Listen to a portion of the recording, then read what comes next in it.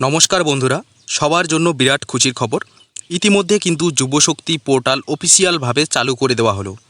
এবার এই যুবশক্তি পোর্টালের মাধ্যমে নতুন কি কাজ করতে পারবেন, অথবা এই নতুন পোর্টালে কি চেঞ্জ করা হয়েছে সব কিছুই দেখিয়ে দেব।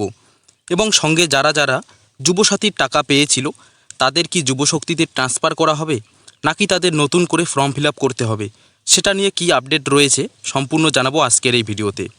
এছাড়াও যুবশক্তির টাকা কবে নাগাদ দেওয়া হচ্ছে এবং যুবশক্তির জন্য নতুন আবেদন কবে থেকে শুরু হচ্ছে, সমস্ত আপডেট এই ভিডিওতে শেয়ার করে দেব। সেজন্য ভিডিওটি প্রথম থেকে শেষ পর্যন্ত দেখবেন। তার আগে ছোট্ট একটি অনুরোধ, ভিডিওটিতে একটি লাইক দিয়ে চ্যানেলটিকে সাবস্ক্রাইব করে দেবেন এ ধরনের আপডেটের জন্য। তো চলুন বন্ধুরা, ভিডিওটি শুরু করা যাক। বন্ধুরা, বর্তমানে যদি গুগলে আসেন এবং এখানে সার্চ করেন যুবসাথী লিখে যদি সার্চ করেন, তাহলে যে যুবসাথীর প্রথম অফিসিয়াল ওয়েবসাইটটি কিন্তু চলে আসবে। এখানে ক্লিক করলেই দেখতে পারবেন এই ওয়েবসাইটটি কিন্তু সম্পূর্ণভাবে পরিবর্তন করা হয়েছে। এখানে কিন্তু পরিষ্কারভাবে লেখা রয়েছে বাংলার যুবশক্তি। এখানে দেখতে পাচ্ছেন ওয়েবসাইটের যে কালার রয়েছে সেই কালারে কিন্তু বড়সড় পরিবর্তন করা হয়েছে। এছাড়াও এখানে আপনারা দেখতে পাচ্ছেন বর্তমানে যে মাননীয় মুখ্যমন্ত্রী রয়েছেন শুভেন্দু অধিকারী মহাশয়ের কিন্তু ছবি দেওয়া রয়েছে। এবং এখানে দেখতে পাচ্ছেন অ্যাপ্লিকেশান সাবমিশন, অ্যাপ্লিকেশান স্ট্যাটাস, বিভিন্ন রকমের কিন্তু বাটন এখনও দেওয়া রয়েছে। এবার যদি আপনি অফিসিয়াল লগইন এই অপশানে ক্লিক করেন, এখানে আপনারা কিন্তু দেখতে পাচ্ছেন যে লগইন যে পেজটা রয়েছে সেটি কিন্তু এখানে ওপেন হবে। এছাড়াও এখানে যদি আপনি অ্যাপ্লিকেশান সাবমিশন বা অ্যাপ্লিকেশান স্ট্যাটাসে ক্লিক করেন, সেক্ষেত্রে কিন্তু আগের যে যুবসাথীর পেজটি ছিল সেই পেজটি কিন্তু এখনও শো করাচ্ছে। সেক্ষেত্রে বুঝতে পারছেন এই ওয়েবসাইটের হোম পেজের পরিবর্তন হলেও কিন্তু ভিতরের সমস্ত কিছু আগের মতোই আছে।